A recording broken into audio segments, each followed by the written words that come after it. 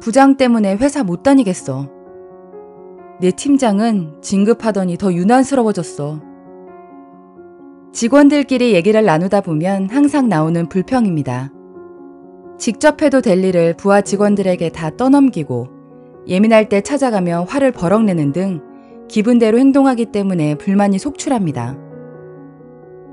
윗사람의 위치에 있는 만큼 능력도 성격도 좋아야 할 것 같은데 우리 사회에는 존경하는 상사보다는 눈치 봐야 하는 상사들이 많은 것 같습니다. 왜 좋은 상사는 주변에서 찾기가 힘든 걸까요? 책 선한 권력의 탄생의 저자 데커 켈트너는 그들이 권력의 역설에 빠진 것이라 설명합니다. 인간관계도 원만하고 업무 능력도 뛰어나 승진한 것인데 지위와 권력을 얻는 순간 좋은 특성들을 다 잃어버린다는 것입니다. 권력 뒤에는 항상 유혹이 기다리고 있습니다. 권력을 쥐게 되면 긍정적인 감정이 솟아오르고 자신에게 무한한 기회가 주어진 것만 같죠. 하지만 그 유혹은 썩은 동아줄에 비유됩니다. 황금 동아줄인 줄 알고 잡은 권력이 툭 하고 끊어져 결국에는 나락으로 떨어지고 맙니다. 실제로 권력에 취한 사람들을 보면 자기 자신에게만 집중하는 경향을 보입니다. 다른 사람과 공감하지 못해 그들의 생각과 감정을 읽지 못하고 좋은 것이 있으면 나눠주기보다는 자신이 먼저 챙기며 고마움을 표현해 다른 사람을 인정해주기보다 무례한 행동으로 상대에게 무력감을 줍니다. 즉 권력의 역설은 권력을 가진 사람들의 공감 능력, 배려하는 마음이 사라질 때 생겨납니다.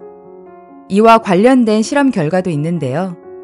실험 참가자는 권력이 있다고 생각하는 사람과 권력이 없다고 생각하는 사람 두 집단으로 분류됩니다.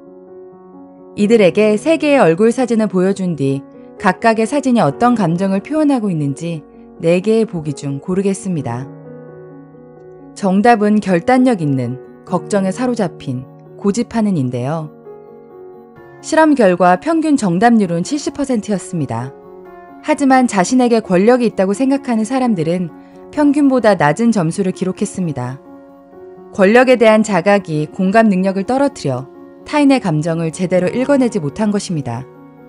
따라서 우리는 항상 권력을 얻기 전에 나를 떠올리며 권력의 역설에 빠지지 않도록 노력해야 합니다. 저자는 말합니다. 공동체는 언제 우리에게 권력을 쥐어주는가? 우리가 열정적일 때다.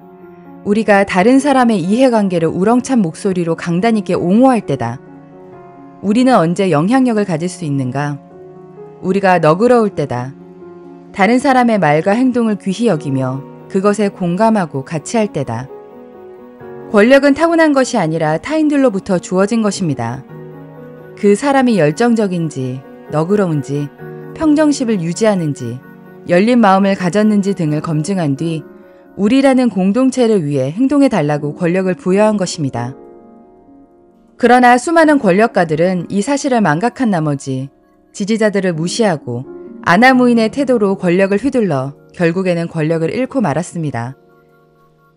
지금이 16세기라면 이런 태도로도 권력을 유지할 수 있을 것입니다. 마키아벨리의 군주론에 묘사된 것처럼 당시의 권력은 강압과 권모술수를 통해 움켜쥘 수 있는 것이었으니까요. 하지만 현대시대에 살아남을 수 있는 권력은 선한 권력입니다. 아랫사람들의 신뢰와 함께 더 큰 권력을 얻으려면 선하게 행동해야 합니다. 개인의 욕망과 타인에 대한 관심 사이에서 균형을 잘 잡아야 합니다. 나에게 주어진 힘을 좋은 방향으로 쓰기 위해 공감하고 나누고 고마움을 표현해야 합니다. 자신에게 힘이 있다고 생각하는 개인은 2개의 길 중 하나로 나아간다고 합니다. 하나는 충동적이고 비도덕적인 행위를 하는 권력 남용의 길, 다른 하나는 자애로운 행위를 하는 최대 선의 길입니다. 여러분은 어떤 길을 택하시겠습니까? 결국엔 권력을 잃고 마는 권력 남용의 길인가요? 공동체 모두가 행복할 수 있는 최대선의 길인가요? 한편 여러분이 바라는 상사의 모습은 어떤지 궁금하네요. 여러분은 어떤 상사를 원하시나요? 이것 하나만큼은 상사가 가졌으면 좋겠다는 자질이 있으신가요? 댓글로 의견을 남겨주세요. 추첨해서 책을 드리겠습니다. 책그림이었습니다. 감사합니다.